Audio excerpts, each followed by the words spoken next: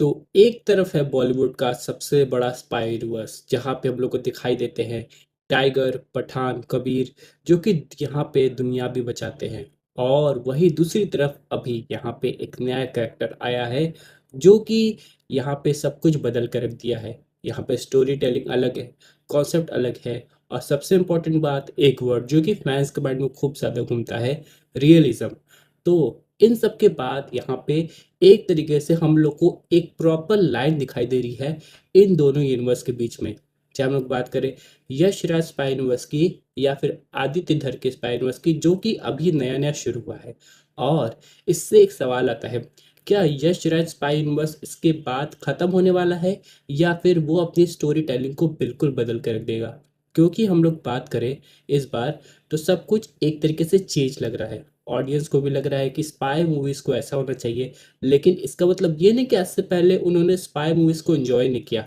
वहाँ पे भी उन्होंने एक्शन देखा, ये देखा, स्लो मोशन में एक्शन उनको पसंद भी आ रहा था। फिर अचानक जब धुरंधर आती है तो उनके कॉन्सेप्ट, उनकी थिंकिंग बदल जाती है और लोगों को लगता है कि हाँ, ये होती है असली स्पाई यूनिवर्स की मूवी, ऐसे बननी चाहिए।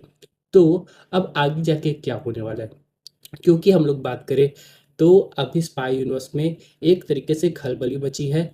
आलिया भट्ट की एक फिल्म आने वाली है अल्फा, जिसका टीजर हम लोग ने वॉर 2 के एंड में भी देखा था। उसके बाद इससे ऑडियंस को बहुत उम्मीदें भी है, और अब कहा जा रहा है कि इसमें बहुत सारे बदलाव आने वाले हैं।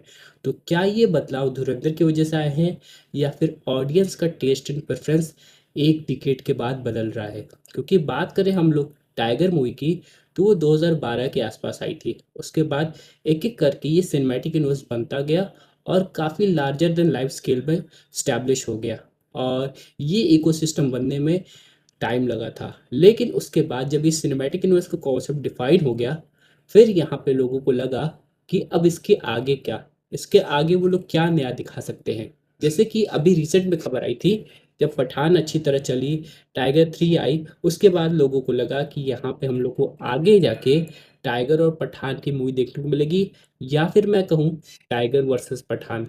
लेकिन किसी इश्यूज़ की वजह से उस प्रोजेक्ट पे हॉल्ट लग गया और अब एक स्पीड में थोड़ा-सा बदलाव आया, यानी कि एक तरीके से स्पीड ब्रेकर पे आ गया। उन लोग को लग रहा है कि अगर जल्दी-जल्दी मूवी निकाले और ऑडियंस को पसंद ना आए और उनके सामने कोई ऐसी मूवी आ जाए जैसे धुरंधर जैसी, जहाँ पे ऑडियंस फिर उसे एक कंपैरिजन लेवल से बेंचमार्क बना के कंपेयर करने लगे, तब उनके साथ क्या होगा? तो ये एक बहुत बड़ा इश्यू है, और अभी यहाँ पे स्टोरी टेलिंग का कॉन्सेप्ट ही बिल्कुल बदल गया है। भाई, ऐसा तो नहीं है कि धुरंधर आई तो उसमें सॉन्ग्स हम लोग को देखने को नहीं मिले, उसमें एक्शन हम लोग को देखने को मिला। डेफ़िनेटली ये सब देखने को मिला। फिर भी ये और वो एक दूसरे से इतने अलग-अलग क्यों है? और सबसे इम्पोर्टेंट सवाल आता है जब भी हम लोग मूवीज़ की बात करते हैं, तो मूवी ऑडियंस को स्टोरी के अलावा क्या देती है? एंटरटेनमेंट। और ऑडियंस ऐसा नहीं कि Yash Raj spy universe movie देख के एंटरटेन नहीं होती है, वहाँ पे भी लोग ताली बजाते हैं, यहाँ पे सीटी मारते हैं। तो अभी क्यों ये डिफरेंस आया, ये आज हम लोग बात करेंगे।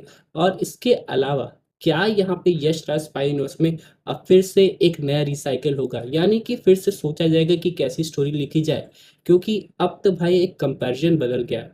क्योंकि अब धुरंधर के आने के बाद ऐसा लग रहा है ऑडियंस को कि अब कोई भी स्पाई यूनिवर्स से रिलेटेड मूवी आएगी, ऑडियंस इस पर्टिकुलर चीज़ को बेंचमार्क लेके बाकी चीज़ों को जज करने की कोशिश करेगी।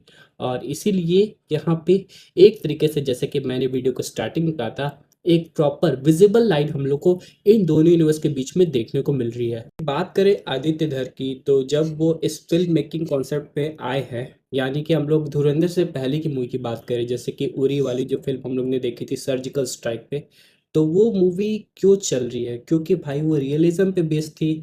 मूवी की जो स्टोरी टेलिंग थी वो ग्राउंडेड थी, और यहाँ पे इमोशंस ऐसा नहीं लग रहा था कि ओवरली ड्रामेटिकली क्रिएट किए गए हैं। और अब ऑडियंस को एक कॉन्सेप्ट बहुत ज़्यादा पसंद आ रहा है, ग्राउंडेड स्टोरी टेलिंग का। क्योंकि यहाँ पे कहा जाता है कि अगर कोई भी एजेंट बन रहा है मूवी में, तो डेफिनेटली डांस नहीं करेगा। हालांकि अगर movie entertainment point of view से बन रही है, तो यहाँ पे भाई डांस वांस तो रहता ही है, और ये ऑडियंस में पॉपुलर होता है क्योंकि मूवी एक तरीके से अपने आप को प्रमोट ही सॉन्ग से करती है। जब भी कोई मूवी आती है उसके सॉन्ग्स आते हैं, सॉन्ग सुनते सुनते हम लोग थिएटर्स में जाते हैं, फिर उस सॉन्ग को बड़े स्क्रीन पे दोबारा रिलीव करने की कोशिश करते हैं। तो वो कॉन्सेप्ट तो इतनी जल्दी हट नहीं सकता। तो यहाँ पे मेन डिफरेंस आ रहा है स्टोरी टेलिंग का। यहाँ पे आदित्य धर ने पुराने वाले ट्रेंड्स को ना फॉलो करते हुए एक नया ट्रेंड बनाया, और जिसमें ऐसी स्टोरीज लिखने की कोशिश की गई जो कि रियल इंसिडेंट से बिल्कुल मैच करती हो। दूसरा जो 2 पॉइंट का कॉन्सेप्ट है जो कि एकदम अब क्लियरली ऑडियंस को पता चल रहा है, ऑडियंस से ज़्यादा फिल्म मेकर्स को पता चल रहा है।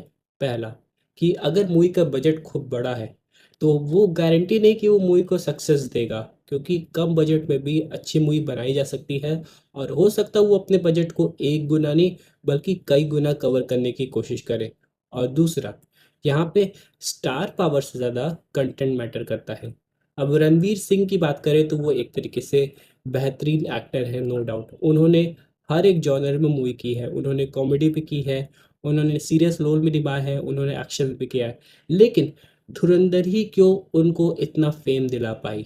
बेसिकली यहाँ पे आदित्य धर जो है वो ऐसा कंटेंट बनाए और रणवीर सिंह को ऐसा फिट किए उस कंटेंट में और उस मूवी में, उससे वो छा गए। तो यहाँ पे रणवीर सिंह की तो बात हो ही रही है, ऑडियंस यहाँ पे तारीफ कर रही है, लेकिन एक ऐसा फैन बेस भी है जो कि आदित्य धर की भी तारीफ कर रहा है।